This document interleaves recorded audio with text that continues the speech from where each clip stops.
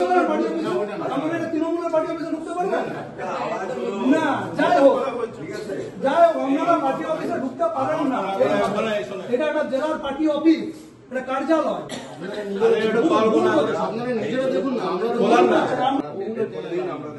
কালকে ঘটনাটা হালদায় কি হচ্ছে আমরা জানি। পুলিশের লাঠিতে জ্যোৎস্না মন্ডির হাজরা আহত হয়েছে, তা সত্ত্বেও বিজেপি কর্মীদের নামে আপনারা কেস করেছেন। করেছেন আপনারা অনুব্রত মন্ডলকে ধরে নিয়ে আসুন।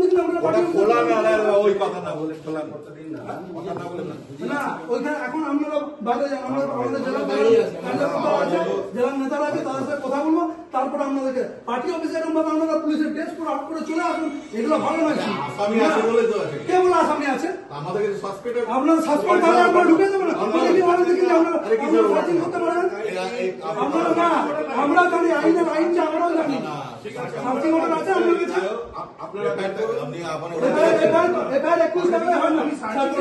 বডি ওয়ারেন্ট আছে? তাহলে পার্টি অফিসে আপনারা জেলা অফিসে ঢুকে যাচ্ছেন। রাত 2টা বাজছে আপনারা জেলা অফিসে ঢুকে এফআইআর নেম আছে কিনা আমরা দেখতে চাইছি না। এফআইআর নাম কতক্ষণ টাইম লাগবে? শুনুন, এফআইআর নাম একুইস্ট আছে না আছে জেলা অফিসে দেখতে আমরা তার বাড়িতে যা রেড করুন। কার বাড়িতে? যা যে নাম একুইস্ট তার বাড়িতে। তাহলে আপনি জেলা অফিসে কেন রেড করছেন? ইনফরমেশন আছে কথা না বলা আছে জেলা অফিসে সেলটা দিচ্ছে কিনা ওটা খুলে দাও। যদি না দেখে আমাদের সেলটা দিয়ে যাবো। জেলা সভাপতি যে আছে আবার আমি একজন পার্টি জিজ্ঞেস করুন একবার। হলো না বলে আমরা দেখবে চলে যাবো। তোমার আমার ওয়ার্ডের জেলা অফিস, আমাদের দায়িত্ব আছে। কিছু হলে আমাদেরকে লাইব্রেরি দিতে হবে। না এরকম আমরা দৌড়ে যেতে পারবো না। এটা ওয়ার্ডে আমাদের আন্ডারে, কাউন্সিলরের আন্ডারে এই পার্টি অফিসটা আছে। কিছু যদি হয়ে যায় লাইব্রেরিটা আমাদের। তুমি তো ভালো লাইব্রেরি, ঠিক আছে তোমার লাইব্রেরি তোমার কাছে থাকো, তুমি এগুলোকে দেখিয়ে দাও না। আরে কাকে দেখাবো? যারা ভিতরে আছে তাদের ভিতরে ঢুকে থাকে কেন?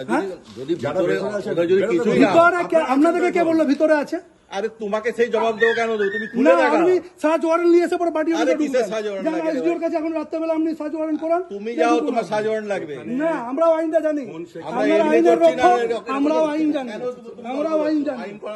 আইনের রক্ষক যেমন আপনারা। আরে তোমার ওই তুমি বেশি কথা বলো না, তোমার সঙ্গে লিগ্যাল লোক আছে। সেকশন কি আছে আপনার অ্যাডভোকেট সাহেব দেখেছেন? লিগ্যাল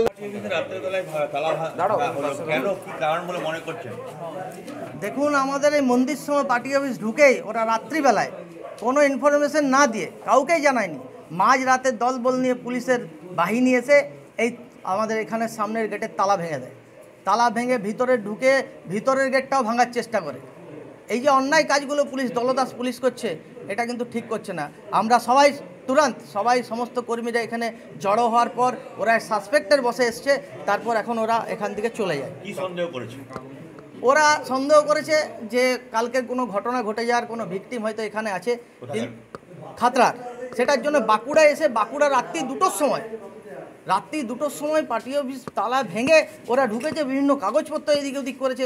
এটা খুবই অন্যায় করেছে। এটার জন্য আমরা আগামী দিন বৃহত্তর আন্দোলনে যাবো পুলিশ, এবং পুলিশকে ছাড়বো না। বিভিন্ন বড় বড় ঘটনা আছে সেখানে পুলিশকে তৎপর দেখা যায় না, এই ঘটনাতে পুলিশ এত তৎপর কেন? সেখানে পার্টি অফিস ভারতীয় জনতা পার্টির পিছনে লাগছে মমতার পুলিশ। এগুলো মমতার পুলিশ। মমতা যেমন নির্দেশ দেবে তেমন দিচ্ছে। অনুব্রত মণ্ডল এত গাল দিচ্ছে পুলিশকে, সেটার বিরুদ্ধে যাচ্ছে না পুলিশ।